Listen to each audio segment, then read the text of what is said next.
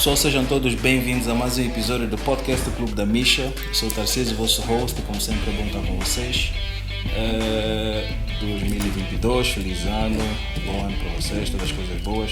E cá estamos com mais um episódio. Não se esqueçam de seguir as nossas redes sociais, Facebook, Instagram, YouTube e obviamente nas plataformas de áudio streaming angolano como o Quixina e o Musical. Para hoje temos um convidado muito especial, né, como sempre. Hoje vamos conduzir o nosso podcast em inglês porque o nosso convidado vem de um país irmão, vem do Rwanda. E a nossa ideia para hoje é descobrir mais sobre o Rwanda na primeira pessoa, né? De alguém que, em vez de vamos tentar fazer aqui uma experiência diferente, ouvir de alguém que vive na primeira pessoa e aprender sobre aspectos sociais, econômicos, políticos, demográficos desse país. Então eu vou saudar aqui o meu convidado, Malik. Welcome to our podcast, man. Thank you so much for being with us. Thank you very much. I really appreciate. Yeah. So, as you said off the record, it took us a while to make it happen, but we're finally here, man. Yes, really exciting. After all of these conversations. Yeah, and Instagrams. I'm really great that you took a time and understood what we try to do here. So, okay, let's start it off. If you're ready, can we go now for the first questions, man? Sure, let's go. All right, cool. Let's go then.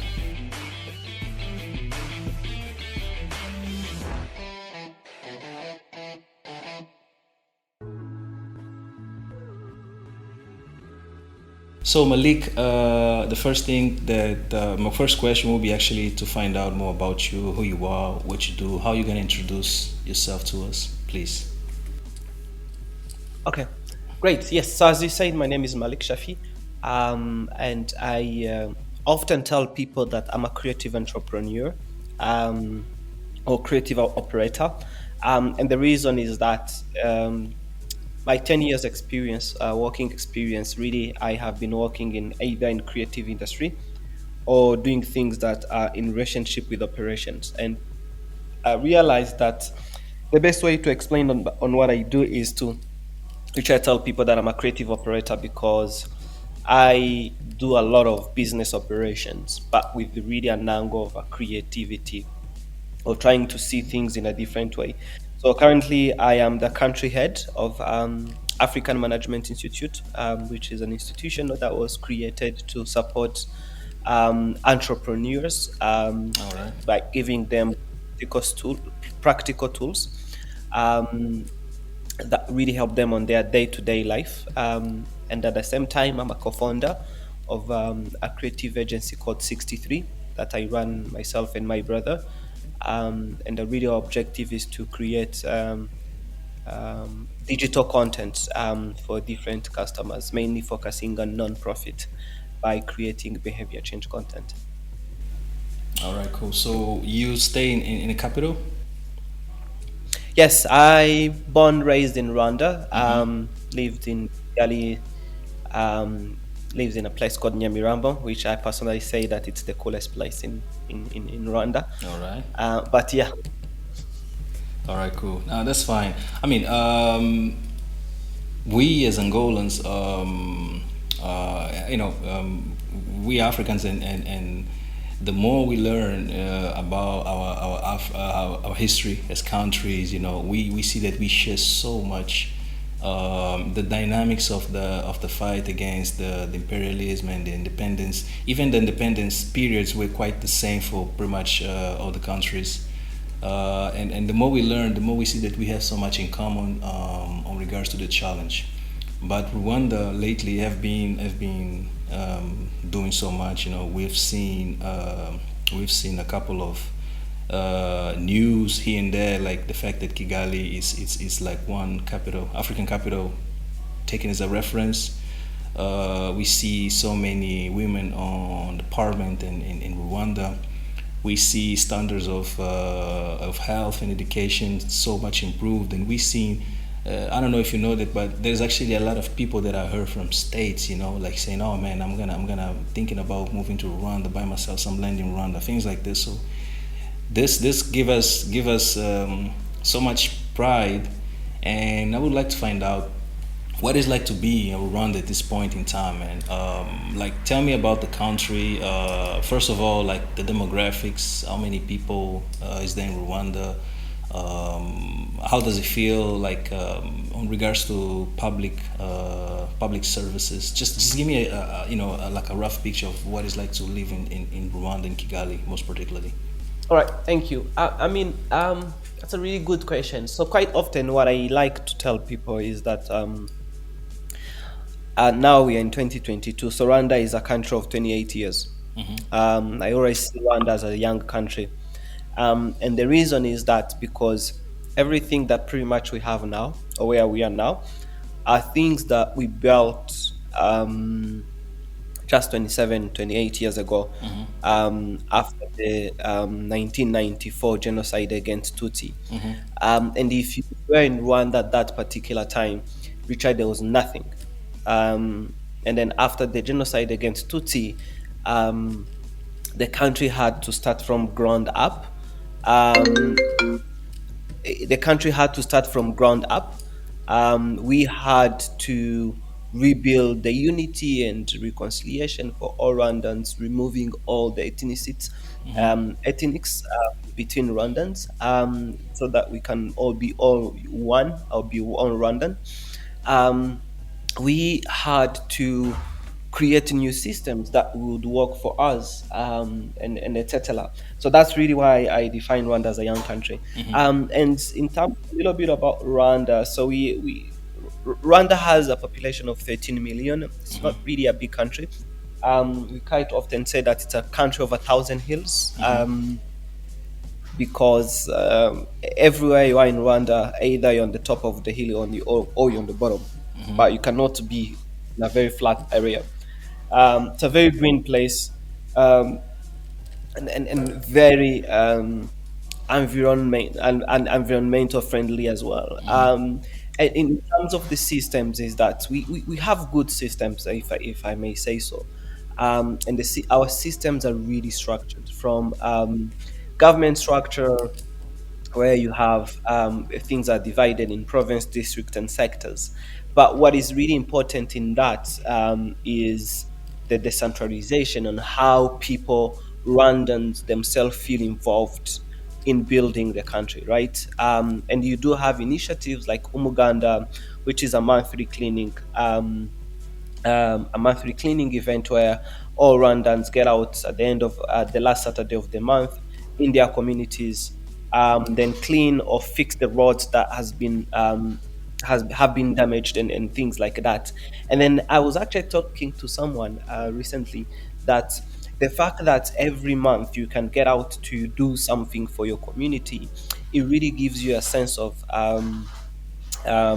patriotism, because then all this, because you have contributed to that, and then you start protecting it, you see.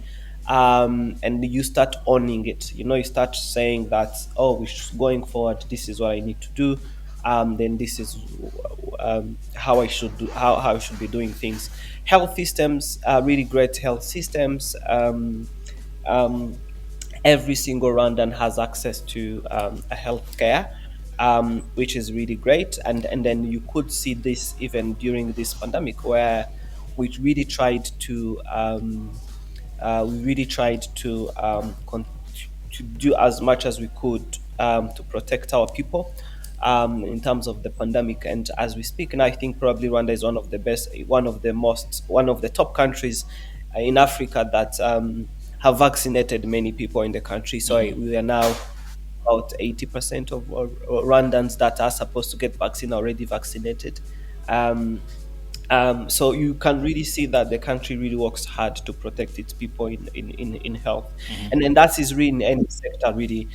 You will see this in education with our 9 years basic education, where you can do all your first 9 years, really everything covered by the government. You see this in infrastructure, where we're really pushing a lot in terms of road construction,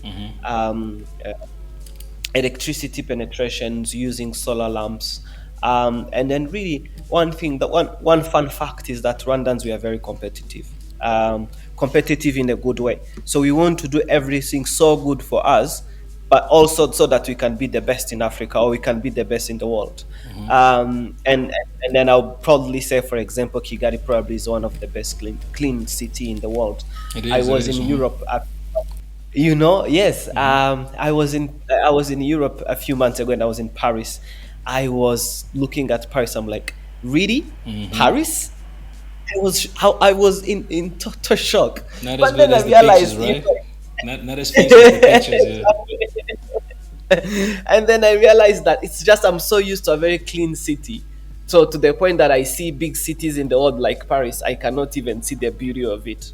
Um, yeah, that's really what I can say. And also, there's a lot of young people, very dynamic young people. You see this in really more of even in executive positions. Rwanda have been doing a lot of great work in terms of promoting employment and making sure that young people are in decision making the positions. Because the government is really conscious that these young people are the future lead of the country, and they need to start preparing them at early stage. We do have at some point we had a minister who I think who probably was under 30, um, and you see a lot of 20 years CEOs and other executive decisions. So that's, yeah, I think in a nutshell, that's pretty much what I can say. Yeah, no, I see that, man. I like the fact that you touched on infrastructures as well. I actually want you to develop a little bit more on that particular topic. Spoke about roads, penetration of electricity, which are pretty much the two basic aspects to support industry, to support goods moving around the country. So I want you to talk about a little bit more like what you guys produce in country, what you guys import. We know that you guys are a landlocked country. So who are your main, if I may say, economical partners in regards to import and exports, and what type of goods you guys exchange with those partners? Yeah, so there's two things, right, in terms of infrastructure. Rwanda is a very, very landlocked country, like literally has access to nothing. And then also we don't have much of, how do you call that? Resources that we can export. We don't have petrol or, or diamond or gold and the like. So which means that we have to rely a lot on very few things we have, and also rely a lot on our capacity. Like, what are the knowledge that we have that we can export, or what are the services that are unique to Rwanda that can be exported. And then one of the things that the government has been really investing in is two things. One is the hospitality and tourism. We're really trying to push a lot on our tourism industry. I think probably now everyone knows Visit Rwanda. Even if you don't know Oh Rwanda, yeah, you have man. seen Visit Rwanda on Oh yeah. Arsenal or PSG jazz. I'll tell you. We I'll really, tell you where I saw that. We as Angolans, we are a huge fan of basketball. So you guys hosted a great basketball oh, tournament. It was like, I mean, it was like top of the world type of thing, man. We were like, oh man, like look at that, like, and you guys, proudly stamp on every team, like visit Rwanda, and one way or another, we all yes. saw that for sure, man. Great. Yes, I'm proud to hear that. Oh yeah. Yes, there's a lot of investment on that on hospitality and tourism, and unfortunately, the pandemic was not really much on our side. But still, Rwanda really did a lot of great work to make sure that even during the pandemic, people could still visit Rwanda, and they will be facilitated to make sure that they have a decent experience in a very safe way. There is also MICE, which is again really creating Rwanda as an event destination location, and hosting a lot of international conferences, which again is one of our income generation when it comes to exports, or export services. We do a lot of coffee farming and tea. That as well play a lot of um, uh, give some contribution. So currently, one of the other thing that we are pushing is made in Rwanda product. They have a lot of push on basically pushing products that are made in Rwanda to the rest of the world, from fashion to food. We do now a lot of vegetable and fruit exports in Middle East and then Western countries as well. Hopefully, that will continue to grow, and then be one of our key income source as well when it comes to export. Yes, and then also for your questions about infrastructure, there is massive investment in Rwanda when it comes to road constructions, internet penetration. I'm very proud to say that today 4G internet is at 99% Wow. penetration for the Hmm. country.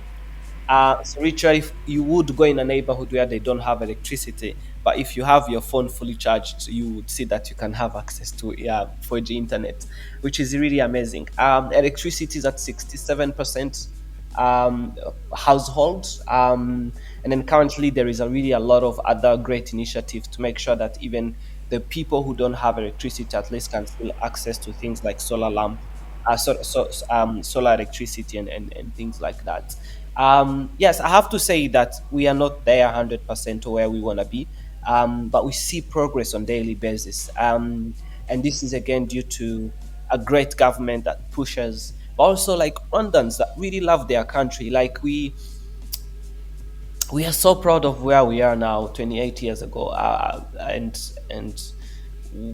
everything we do is just really to protect the country, so we do as much as we can to make sure that everything is correct, is protected. And then maybe one more things here is that the fact that we are almost at 0% on corruption, and also that really helps. There's a lot of structure, which I know this has been one of the biggest problem in Africa, where now we probably much, I could probably say that we, this problem you don't see it often. I'm sure it's not 0%, but you don't get stopped anywhere by anyone so that you can corrupt them to get a service. And that has really built the value for Rwandans, for them to understand what they worth and then getting the service they worth at the right time. Yeah, I mean that tells me that I mean public service providers like police agents and like public institutions who deal with people are okay, because if you understand the value of your work, if you feel that you valued and remuneration is decent, and you understand, you have like a full picture of what is going on, there's no space for corruption, right? Because again, I mean, we as Angolans, we don't share the same language, so there's a barrier between us and you guys. But we look at you guys exactly, the same pride that you say that you feel, we feel it as well, because fortunately, we've been making a lot of progress in regards to opening our eyes and actually see who is friend, and who is not, so we understand, because of again, the same history that we share. So we feel the same pride that you mentioned, and we look at you guys most of the times an example. Okay, how can we do that as well? Since our neighbors, not neighbors, but our brothers in Rwanda, we quite away from each other geographically, have done it, so we look at it as well, and the challenges, the corruption challenge here is big because of that. We don't have good remuneration for good salaries for public service providers, and they feel like they see corruption like a way to, like a shortcut. Okay, like if I'm not happy with what I'm getting, I need to sort of help myself, and this becomes like a door for so many other bad things. So that this is what I feel, this is what I understand, and it's really great to know that you guys are well positioned in regards to corruption, low levels of corruption. This is great, man. So I'm also happy that you touch on the internet aspect, which is also, nowadays is also great developing enabler for especially for the new industries that we coming up nowadays appearing. I wanted to ask you about. I mean, since you're an entrepreneur, you're probably gonna be able to contribute in a good way on that one. I wanted to know about the business environment. Angola is a country where the business environment is really difficult to operate in. Same thing for locals and people coming from overseas. It's really hard. Like you have a lot of now it's actually a bit better now, but you still have a lot of difficulties, taxes, no, pretty much no incentives, and there's a lot of people with great ideas, but access to cash, the legislation, a lot of stuff that prevents you from developing top of your idea. So I would like you to talk about what is the business environment like, both for big business, big industries, and like small entrepreneurs, like startups and stuff like this. If you could touch a little bit of what has been working well for you guys in regards to that. Yeah, I mean, great question. Of course, look, as a small country as we are, before I even start talking about this, it doesn't mean that everything is perfect. As I said, everything is a journey. Even the fact that it's only a country of 13 millions, you can understand. You can expand as much as you can expand your business, but sometime you'll have limitation, and you'll need to think about beyond the country, which is even why there is these initiatives where basically it's like you try to push made in Rwanda to be exported, because that's in nation that you can serve a small market, because Rwanda is not really that huge market. But you can do more if you start in Rwanda and then go to the rest of the other African countries. But in terms of the general, in terms of environment, Rwanda is very business environmental friendly. So to start with, it, for example, it literally takes you less than 24 hours to open your business within the Rwanda development. And this is something that you can do on your fingertip, right? You don't have to literally move from location to any other location. You can do that online. You can, as a Rwandan or non-Rwandan, you can still do this. One of the business I'm a founder, I'm a shareholder on. We actually opened the business when all of us were in the UK, and I have a bunch of friends that have not been opening their businesses when they are not in Rwanda. So there is already a great environment that allow you to basically have a business or own a business, either being a big or small business. And by the time you're registered, it means that you also register to all other business related infrastructure. Like you get your business registrations, immediately comes with your VAT number, so that you can be able to pay tax, etc., and things like that. You're already in the business system. um, and then there's also a lot of other facilities for bigger businesses, in a sense that depending on what you're going to do, there's a lot of tax exoneration on the initial investment for your business. Import tax on like East African or African materials are zero. So when you are importing raw materials, we do now have things that are called economic trade zone, where they provide lands for people who really want to produce things in Rwanda. And actually, I'm not really sure about this, but I think if you are producing products that you are exporting outside of the Rwanda, you get a free land in that location. There is really a lot of um, um, there is really a lot of infrastructure that allow bigger business to continue growing and be pan-African business. So when it comes to small business and startup, again, this is really honestly, it's not because I'm Rwandan, but I feel like this is one of the best place to create a startup. The reason being is that first of all, there is a lot of initiative that really pushes Rwandan startups, being on capacity building, access to investment, and letters and things like that. The newly initiatives I can talk about, even just starting to the African Management, which was really just created to provide great capacity building and then allow entrepreneurs to have tools that they can use on day-to-day basis. And you have other great initiatives that were created with like the Ministry of ICT, to really allow tech companies to grow and thrive. Even sometimes support them to think on how they can go beyond Rwanda.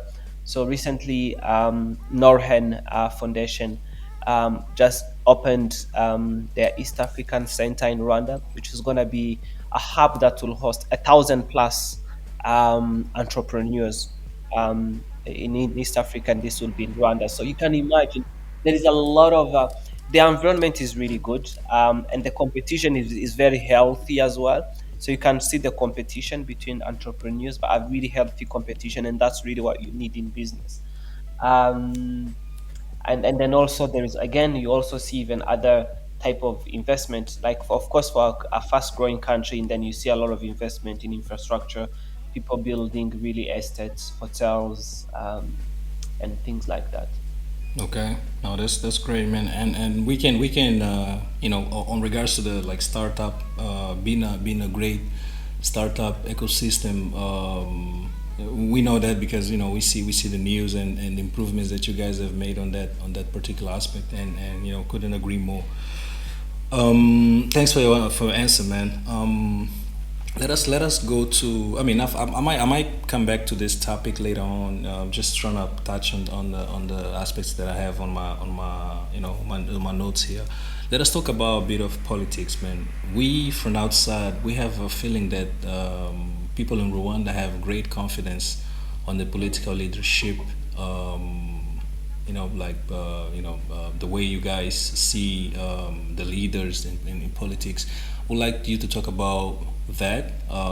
If it's correct, if it's accurate, what we capture from outside, and just tell us a bit more on like with the structure of the state of the government. Like what ministries are the main ones. How do they operate? Like how much we feel that also your president has some sort of great involvement or deep involvement on every single aspects of the country as well.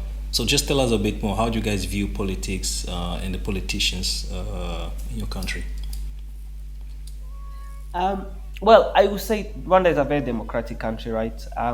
We have a president that we elected, and we keep electing him, and this is really a random choice. I know that there have been a lot of controversy about this, but as a Rwandan, I can assure you that it's a random choice. We decide always to elect him as our next president all the time. Um, and then people are really very accountable when it comes to politics. So that means you can when, for example, you're appointed as a minister, you know that you're not going to be a minister forever, because you know that you can stay as a minister as long as you're doing a good job. And not only the president will make you accountable, but also Rwandans will make you accountable. Like Rwandans would go on Twitter or anywhere else and say you are not doing a good job. All right. So and therefore you would have to change or you have to get fired so that a better person can come on your position. I don't know actually the number of ministries we have. And then I would say that probably all our ministries really operate at the same level, because you really pretty much see each role of each ministry. When, for example, it comes to the Ministry of Health, you see all of the good work they've been doing even during this pandemic. The Ministry of Education, you see a lot of great improvement happening in the education sector. Really everything applied to what I was talking about, for example, for the Ministry of ICT and Innovation.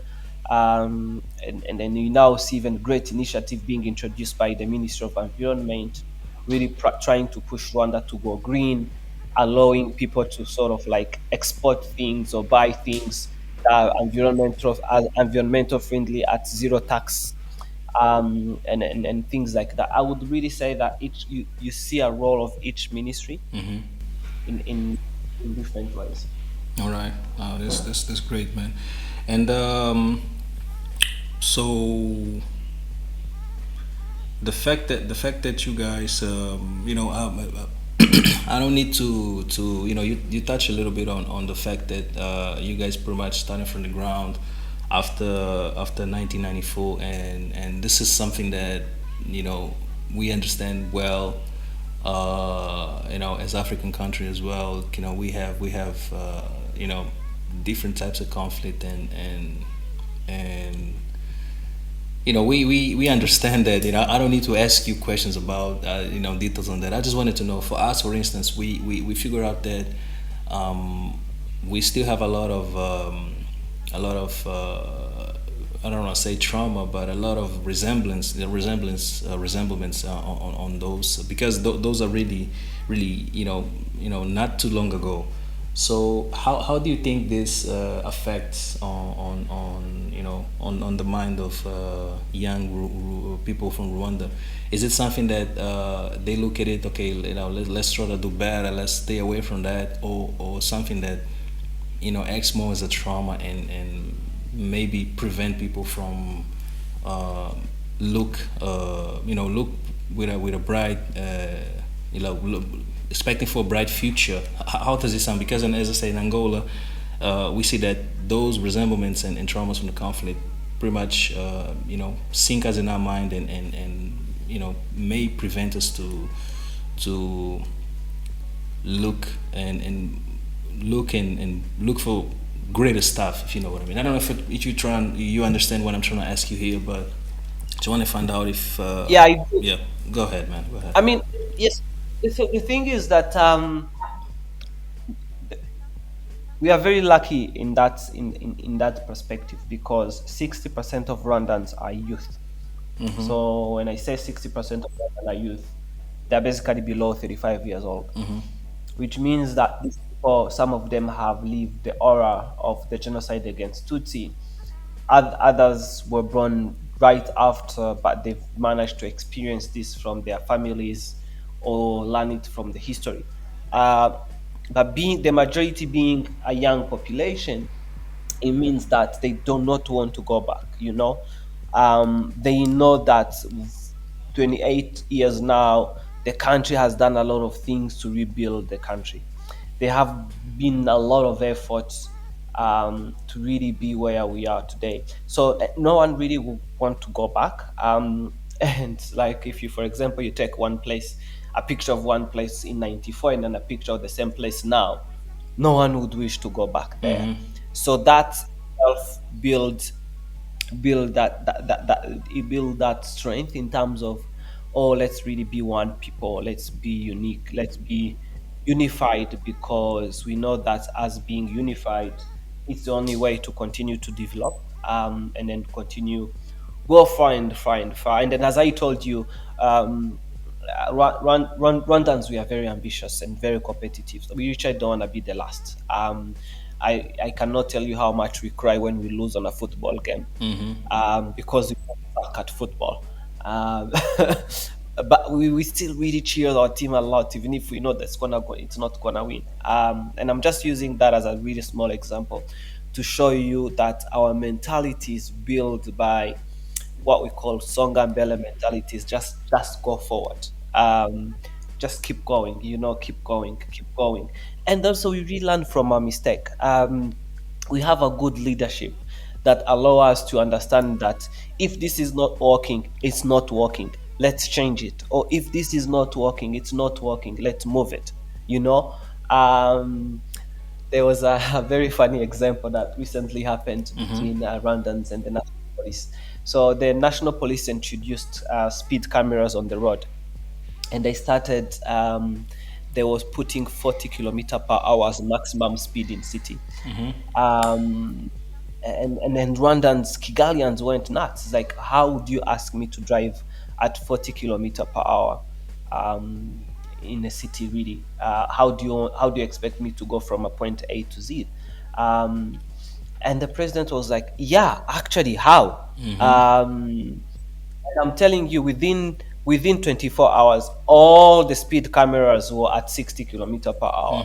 So that really also shows you the dialogue of not trying to defend one institution, not trying to defend itself, and then say, oh, we make the decision.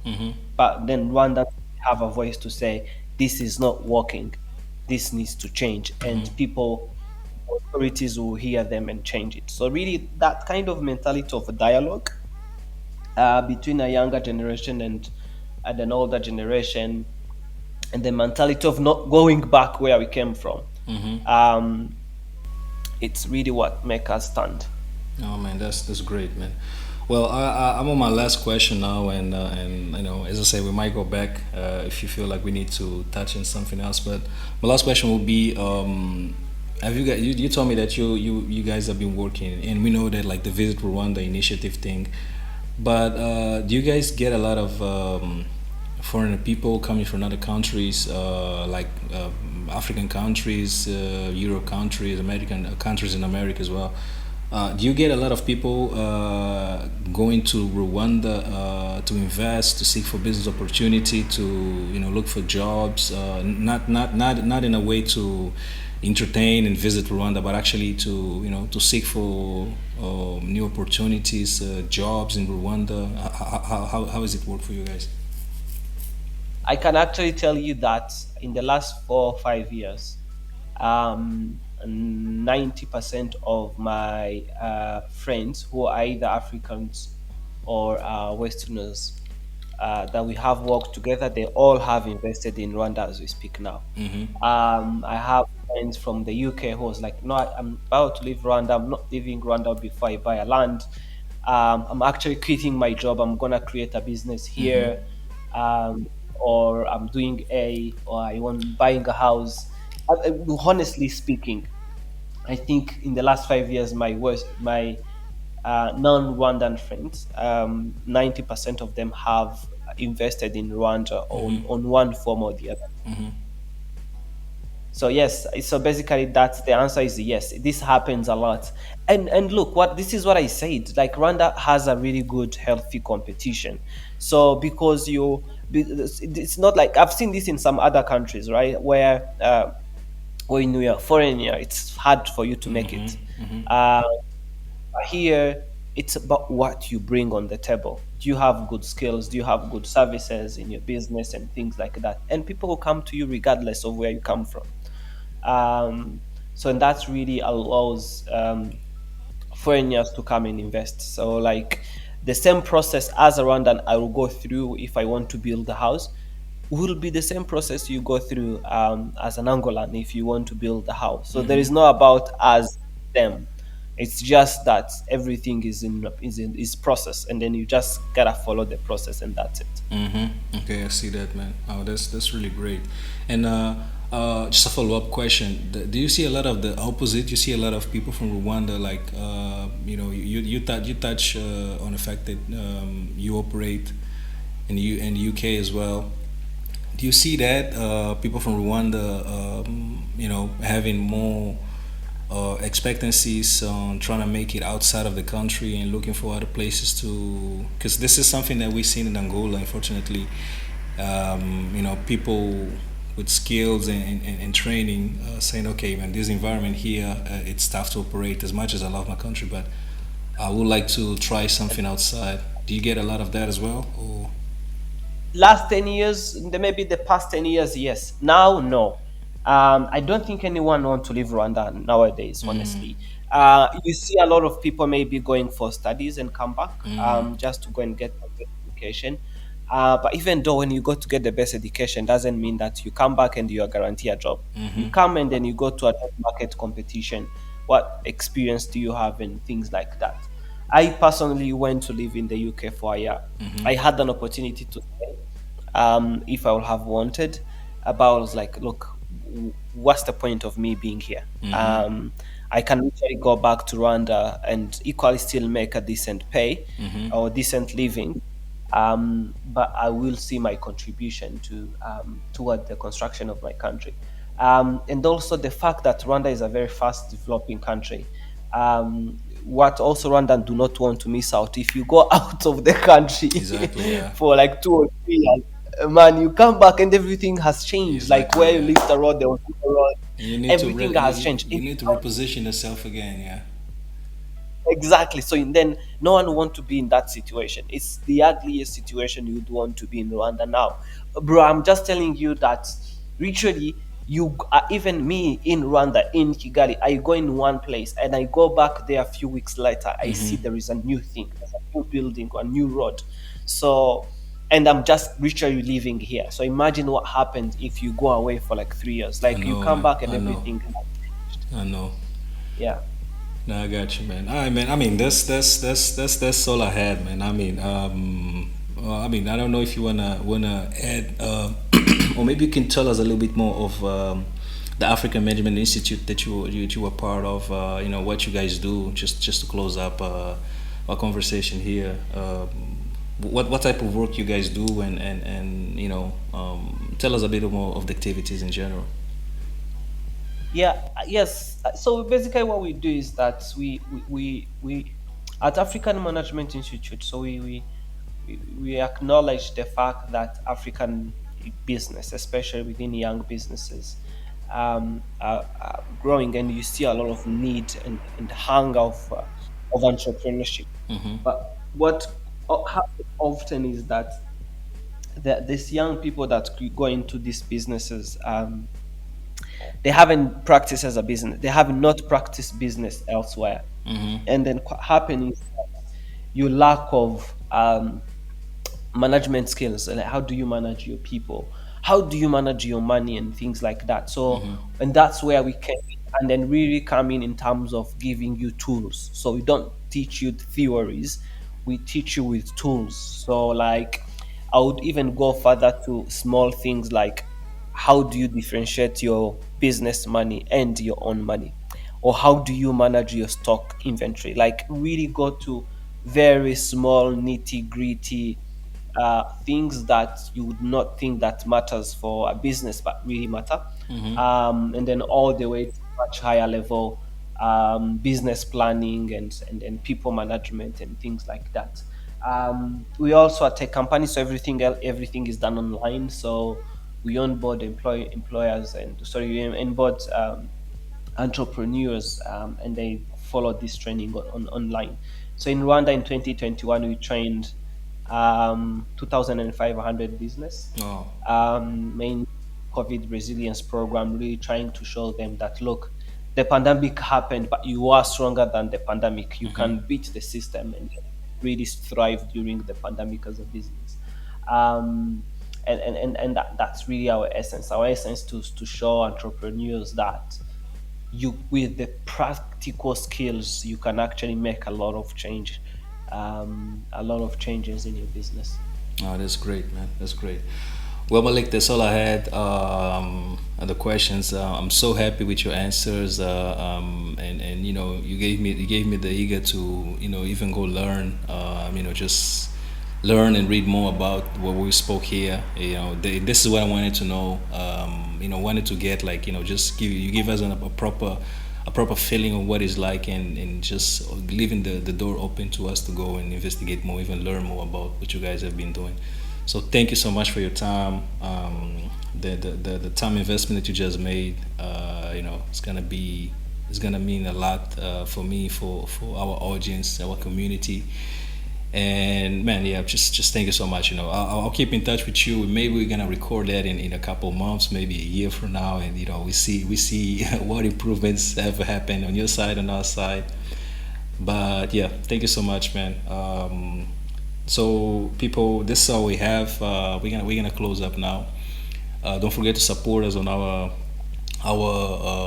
networks, social networks, on Instagram, Facebook, YouTube, with our video episodes as well, and follow us on the audio streaming with Unitel Kisson and Musical. So yeah, Malik, thank you so much. Anything to close on your side?